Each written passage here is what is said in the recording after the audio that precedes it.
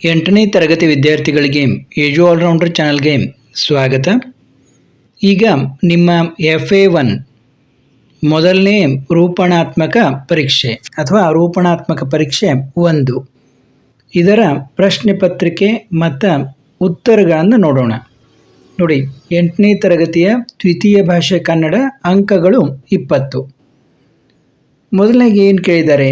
ಈ ಕೆಳಗಿನ ಪ್ರಶ್ನೆಗಳಿಗೆ 4 ಆಯ್ಕೆಗಳನ್ನು ನೀಡಲಾಗಿದೆ. ಇವುಗಳಲ್ಲಿ ಹೆಚ್ಚು ಸೂಕ್ತವಾದ ಉತ್ತರವನ್ನು ಆರಿಸಿ ಕ್ರಮಾಕ್ಷರದೊಂದಿಗೆ ಬರೆಯಿರಿ ಅಂತ ಕೇಳಿದ್ದಾರೆ. ವತ್ಸ ಮತ್ತು ಮಗಧ ರಾಜ್ಯಗಳ ನಡುವೆ ಶಾಂತಿ ನೆಲೆಸುವಂತೆ ಮಾಡಿದವರು. ನೋಡಿ, ವತ್ಸ ಮತ್ತು ಮಗಧ ರಾಜ್ಯಗಳ ನಡುವೆ ಶಾಂತಿ ನೆಲೆಸುವಂತೆ ಮಾಡಿದವರು ಅಶೋಕ, ಗಾಂಧೀಜಿ, ಭಗವಾನ್ ಬುದ್ಧ, ಡಾಕ್ಟರ್ ನಿರುಪಮ. ಇದರಲ್ಲಿ ಯಾರು ಶಾಂತಿ ನೆಲೆಸುವಂತೆ ಮಾಡಿದವರು? ಭಗವಾನ್ ಬುದ್ಧ. ಸ್ಥಾನ ಈ ಪದದ ತದ್ಭವ ರೂಪ. ನೋಡಿ, ಗ್ರಾಮರ್ ಪಾರ್ಟಿಂದ ಕೇಳಿದರೆ ಸ್ಥಾನ ಈ ಪದದ ತದ್ಭವ ರೂಪ ತಾಣ. ಸ್ಥಾನ, ತಾಣ. ನಿಮ್ಮ ಪುಸ್ತಕದಲ್ಲಿರುವಂಥ ಭಾಷಾಭ್ಯಾಸವನ್ನು ಚೆನ್ನಾಗಿ ಓದ್ಕೋಬೇಕು ನೀವು. ಅಲ್ಲಿಂದನೇ ಪ್ರಶ್ನೆಗಳನ್ನು ಕೇಳ್ತಾರೆ. ಈ ಕೆಳಗಿನ ಪ್ರಶ್ನೆಗಳಿಗೆ ಒಂದು ವಾಕ್ಯದಲ್ಲಿ ಉತ್ತರಿಸಿ. ನೋಡಿ, 2ನೇ ಪಾರ್ಟ್ನಲ್ಲಿ ಗಂಗಾ ನದಿ ಎಲ್ಲಿ ಹುಟ್ಟಿ ಯಾವ ಸಮುದ್ರವನ್ನು ಸೇರುತ್ತದೆ? ಮೊದಲಿಗೆ ನಿಮಗೆ ಪ್ರಶ್ನೆಗಳನ್ನೆಲ್ಲ ತೋರಿಸ್ತೀನಿ, ಆನಂತರ ಪ್ರಶ್ನೆ ಉತ್ತರ ಎರಡನ್ನೂ ತೋರಿಸ್ತೀನಿ. ನೋಡಿ, 3ನೇ ಪ್ರಶ್ನೆ ಗಂಗಾ ನದಿ ಎಲ್ಲಿ ಹುಟ್ಟಿ ಯಾವ ಸಮುದ್ರವನ್ನು ಸೇರುತ್ತದೆ? ಮುಂದೆ ಅಶೋಕನು ಪ್ರತಿಪಾದಿಸಿದ ಧರ್ಮ ಯಾವುದು? ಕವಿ GS ಶಿವರುದ್ರಪ್ಪನವರು ಮೊದಲು ದೇವರನ್ನು ಎಲ್ಲಿ ಹುಡುಕಿ ವಿಫಲರಾದರು? ನೋಡಿ, 1 ಅಂಕದ ಪ್ರಶ್ನೆಗಳಿವು. ನಂತರ 3ನೇ ವಿಭಾಗದಲ್ಲಿ ಈ ಕೆಳಗಿನ ಪ್ರಶ್ನೆಗಳಿಗೆ 2-3 ವಾಕ್ಯಗಳಲ್ಲಿ ಉತ್ತರಿಸಿರಿ ಅಂತಂದಿದ್ದಾರೆ. ಕಲಾಂ ಅವರು ಕನಸಿನಲ್ಲಿ ಕಂಡ ಪ್ರದೇಶ ಯಾವ ರೀತಿ ಇತ್ತು?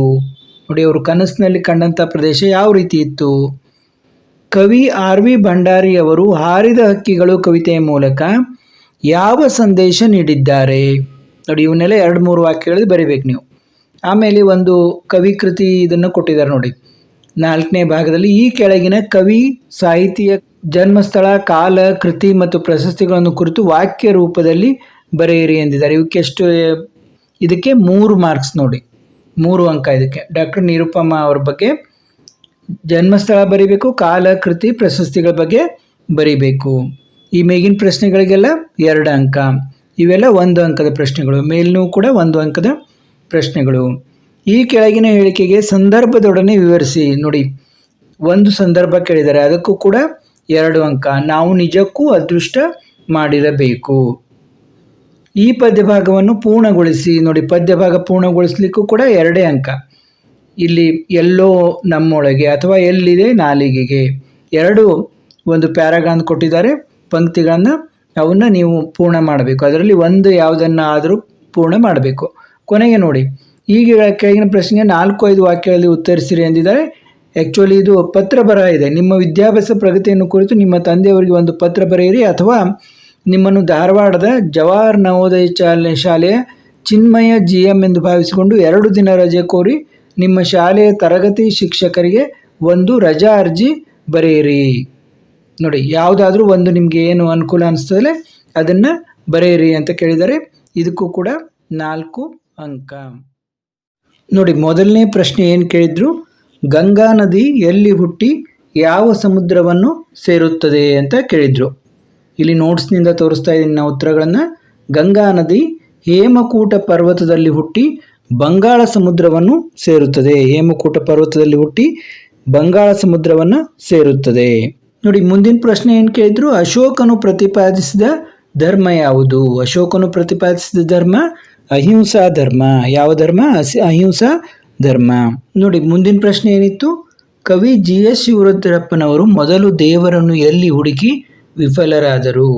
ಕವಿ GS ಶಿವರುದ್ರಪ್ಪನವರು ಮೊದಲು ದೇವರನ್ನು ಕಲ್ಲು ಮಣ್ಣುಗಳ ಗುಡಿಯೊಳಗೆ ಹುಡುಕಿ ವಿಫಲರಾದರು. ಕಲ್ಲು ಮಣ್ಣುಗಳ ಗುಡಿಯೊಳಗೆ ಹುಡುಕಿ ವಿಫಲರಾದರು.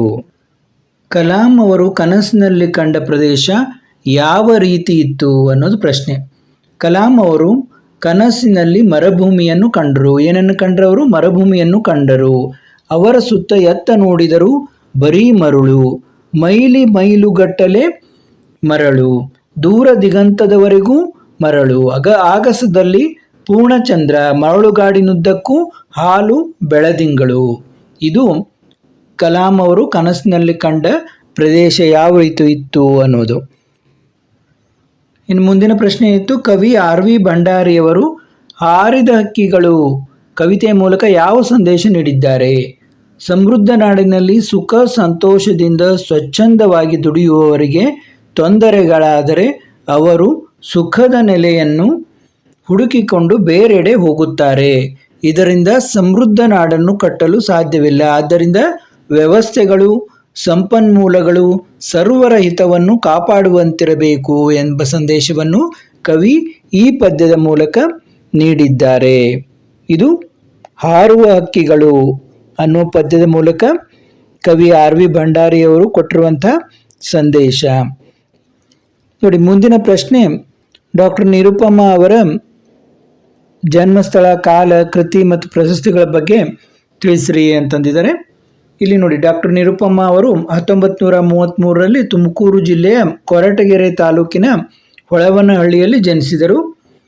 ಅವರು ಅಮೃತ ಕಲಶ, ಪರಿತ್ಯಕ್ತೆ, ಭುವನ ವಿಜಯ, ಭಾರತೀಯ ನಾರಿ, ನಡೆದು ಬಂದ ದಾರಿ, ಭಾವಮಯ, ರಣಹದ್ದು, ಅಧಿಕಾರಿಗಳ ಅವಾಂತರ ಇನ್ನೂ ಮುಂತಾದ ಕೃತಿಗಳನ್ನು ಬರೆದಿದ್ದಾರೆ. ಇವರಿಗೆ ಯುನಿಸೆಫ್ ಮಕ್ಕಳ ಸಾಹಿತ್ಯ ಪ್ರಶಸ್ತಿ, ಶಾಶ್ವತ ಸಂಸ್ಥೆಯ ಸದೋದಿತ ಪ್ರಶಸ್ತಿ, ಆರ್ಯಭಟ ಪ್ರಶಸ್ತಿ, ಅನುಪಮ ಪ್ರಶಸ್ತಿ, ಸಾಹಿತ್ಯ ಶಿರೋಮಣಿ ಪ್ರಶಸ್ತಿ, ಅತ್ತಿಮಬ್ಬೆ ಪ್ರಶಸ್ತಿಗಳು ಲಭಿಸಿವೆ. ಇದು ಅವರ ಬಗ್ಗೆ ಬರೆಯಬೇಕಾದಂಥ ಒಂದು ಕವಿಕೃತಿ ಪರಿಚಯ. ಇದಕ್ಕೆ 3 ಅಂಕ.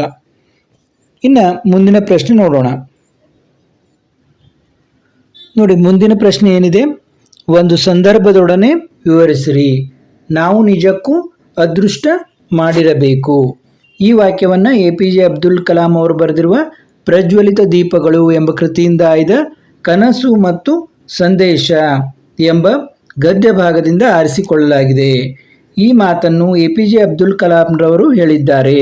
ಕಲಾಂ ಅವರು ರಾಂಚಿಯಿಂದ ಬೊಕಾರೋಗೆ ವಿಮಾನದಲ್ಲಿ ತೆರಳುವಾಗ ಅವರನ್ನು ಕರೆದೊಯ್ಯುತ್ತಿದ್ದ ಹೆಲಿಕಾಪ್ಟರ್ ಇನ್ನೇನು ಭೂಸ್ಪರ್ಶ ಮಾಡಬೇಕೆನ್ನುವಷ್ಟರಲ್ಲಿ ಭಾರೀ ಸದ್ದಿನೊಂದಿಗೆ ನೆಲಕ್ಕಪ್ಪಳಿಸಿತು. ಪವಾಡ ಸದೃಶ ನಾವೆಲ್ಲ ಬದುಕಿ ಉಳಿದೆವು ಎಂದು ತಿಳಿಸುವ ಸಮಯದಲ್ಲಿ ಈ ಮೇಲಿನ ಮಾತು ಬಂದಿದೆ. ಅಂದರೆ ನಾವು ನಿಜಕ್ಕೂ ಅದೃಷ್ಟ ಮಾಡಿರಬೇಕು ಅಂತ ಅವರು ಉದ್ಗಾರವನ್ನು ತೆಗಿತಾರೆ. ಇನ್ನು ಈ ಪದ್ಯ ಭಾಗವನ್ನು ಪೂರ್ಣಗೊಳಿಸಿರಿ ಅಂತ ಮುಂದಿನ ಪ್ರಶ್ನೆ ನೋಡೋಣ. ನೋಡಿ, ಅನ್ವೇಷಣೆ ಪದ್ಯದಿಂದ ಸಾಲುಗಳನ್ನು ಕೇಳಿದ್ದಾರೆ. ಎಲ್ಲೋ ಹುಡುಕಿದೆ ಇಲ್ಲದ ದೇವರ ಕಲ್ಲು ಮಣ್ಣುಗಳ ಗುಡಿಯೊಳಗೆ, ಇಲ್ಲೇ ಇರುವ ಪ್ರೀತಿ ಸ್ನೇಹಗಳ ಗುರುತಿಸದಾದೆವು ನಮ್ಮೊಳಗೆ. ಇದನ್ನು ಬರೀಬೇಕು. ಅಥವಾ ಅದೇ ಪದ್ಯದ ಇನ್ನೊಂದಿಷ್ಟು ಸಾಲುಗಳನ್ನು ಕೇಳಿದರೆ, ಎಲ್ಲಿದೆ ನಂದನ ಎಲ್ಲಿದೆ ಬಂಧನ, ಎಲ್ಲ ಇವೆ ಈ ನಮ್ಮೊಳಗೆ, ಒಳಗಿನ ತಿಳಿಯನು ಕಲಕದೆ ಇದ್ದರೆ ಅಮೃತದ ಸವಿ ಇದೆ ನಾಲಿಗೆಗೆ. ನೋಡಿ, ಈ ಸಾಲುಗಳನ್ನು ನೀವು ಬಾಯ್ಪಾಠ ಮಾಡಿದರೆ ಒಳ್ಳೆಯದು. ಅಂದರೆ ಇವುಗಳಲ್ಲಿ ನಿಮಗೆ ಒಂದು ಬರೀಲಿಕ್ಕೆ ಕೇಳ್ತಾರೆ. ಮುಂದಿನ ಪ್ರಶ್ನೆ ಏನಿತ್ತು, ಒಂದು ಪತ್ರ ಬರಹ ಕುರಿತು ಇತ್ತು. ಏನಂತ ಇತ್ತು, ನಿಮ್ಮನ್ನು ಧಾರವಾಡದ ಜವಾಹರ ನವೋದಯ ಶಾಲೆಯ ಚಿನ್ಮಯ GM ಎಂದು ಭಾವಿಸಿಕೊಂಡು 2 ದಿನ ರಜೆ ಕೋರಿ ನಿಮ್ಮ ಶಾಲೆಯ ತರಗತಿ ಶಿಕ್ಷಕರಿಗೆ ಒಂದು ರಜಾ ಅರ್ಜಿ ಬರೆಯಿರಿ ಅಂತ ಇತ್ತು. ಇಲ್ಲಿ ನೀವು ದಿನಾಂಕವನ್ನು ಹಾಕಬೇಕು, ಯಾವುದಾದ್ರೂ ದಿನಾಂಕ ಹಾಕ್ರಿ. ಇಲ್ಲಿ ಹೆಸರನ್ನು ಬರೀಬೇಕು. ಇಲ್ಲಿ ಏನು ಪ್ರಶ್ನೆಯಲ್ಲಿ ಕೊಟ್ಟಿರ್ತಾರಲ್ಲ ಆ ಹೆಸರನ್ನು ಬರೆಯಿರಿ. ಬರೆದು ತರಗತಿ ಅಧ್ಯಾಪಕರು, ಇಲ್ಲಿ ನೋಡಿ ಜವಾಹರ ನವೋದಯ ಶಾಲೆ ಅಂತ ಕೊಟ್ಟಿದ್ದಾರೆ, ಧಾರವಾಡ ಅಂತ, ಅದನ್ನು ಇಲ್ಲಿ ಬರೀಬೇಕು. ಬರೆದು 2 ದಿನ ರಜೆ ನೀಡುವಂತೆ ಕೋರಿ. ಯಾವುದು ಕಾರಣ ಅಂತ ಅಲ್ಲಿ ಪ್ರಶ್ನೆಯಲ್ಲಿ ಕೊಟ್ಟಿಲ್ಲ, ಇಲ್ಲಿ ಒಂದು ಕಾರಣವನ್ನು ಬರೆದಿದ್ದಾರೆ. ಮೇಲಿನ ವಿಷಯಕ್ಕೆ ಸಂಬಂಧಿಸಿದಂತೆ ನನ್ನ ಅಕ್ಕನ ಮದುವೆಯು ದಿನಾಂಕ 22/4/2023 ಹಾಗೂ 23/4/2023 ಬೆಳಗಾವಿಯಲ್ಲಿ ನೆರವೇರುತ್ತದೆ. ಈ ಸಂಭ್ರಮದಲ್ಲಿ ನಾನು ಅಗತ್ಯವಾಗಿ ಪಾಲ್ಗೊಳ್ಳಬೇಕಾಗಿದೆ. ಆದ್ದರಿಂದ ದಯವಿಟ್ಟು ಮೇಲ್ ಕಾಣಿಸಿದ 2 ದಿನಗಳಿಗೆ ರಜೆಯನ್ನು ನೀಡಬೇಕೆಂದು ವಿನಂತಿಸುತ್ತೇನೆ. ನಮಸ್ಕಾರಗಳೊಂದಿಗೆ. ನೋಡಿ, ಕಾರಣ ಏನೇ ಇರಲಿ, ಇಲ್ಲಿ ಫಾರ್ಮ್ಯಾಟ್ ತುಂಬ ಮುಖ್ಯ. ನೋಡಿ, ಇವರಿಂದ ಅಂತ ಬರೆಯೋದು ತುಂಬ ಮುಖ್ಯ. ಇವರಿಂದ ಇವರಿಗೆ ಎಲ್ಲೆಲ್ಲಿ ಬರೀಬೇಕು ಅನ್ನೋದು. ಆಮೇಲೆ ವಿಷಯ, 2 ದಿನ ರಜೆ ನೀಡುವಂತೆ ಕೋರಿ. ಈ ಫಾರ್ಮ್ಯಾಟ್ ತುಂಬ ಮುಖ್ಯ. ಆಮೇಲೆ ಇಲ್ಲಿ ಏನು ವಿಷಯ ಅನ್ನೋದು ತೆಳಗಡೆ ಬರಬೇಕು. ಆಮೇಲೆ ಕೊನೆಗೆ ನಮಸ್ಕಾರಗಳೊಂದಿಗೆ ತಮ್ಮ ವಿಧೇಯ ವಿದ್ಯಾರ್ಥಿ, ಇಲ್ಲಿ ಹೆಸರನ್ನು ಬರೀಬೇಕು, ಪತ್ರದಲ್ಲಿ ಕೊಟ್ಟಿರುವಂಥ ಹೆಸರನ್ನು. ಇದು ಒಂದು ಪತ್ರಲೇಖನದ ಬಗ್ಗೆ. ಇಲ್ಲಿಯವರೆಗೆ ನಾವು ನಿಮ್ಮ FA1 ಪ್ರಶ್ನೆ ಪತ್ರಿಕೆ ಮತ್ತು ಉತ್ತರವನ್ನು ನೋಡಿದೆವು. ಇದೇ ರೀತಿ ಎಲ್ಲ ವಿಷಯಗಳ ಪ್ರಶ್ನೆ ಪತ್ರಿಕೆಗಳನ್ನು ಮತ್ತು ನಿಮ್ಮ ತರಗತಿಯ ಎಲ್ಲ ವಿಷಯಗಳ ಪಾಠ ಪ್ರಶ್ನೋತ್ತರಗಳನ್ನು ಮಾಡ್ತಾ ಇರ್ತೀವಿ. ತಪ್ಪದೆ ನೋಡಿ ನಿಮ್ಮ ಗೆಳೆಯರಿಗೂ ಕೂಡ ತಿಳಿಸಿ. ಸಬ್ಸ್ಕ್ರೈಬ್ ಆಗದವರು ಸಬ್ಸ್ಕ್ರೈಬ್ ಆಗಿ.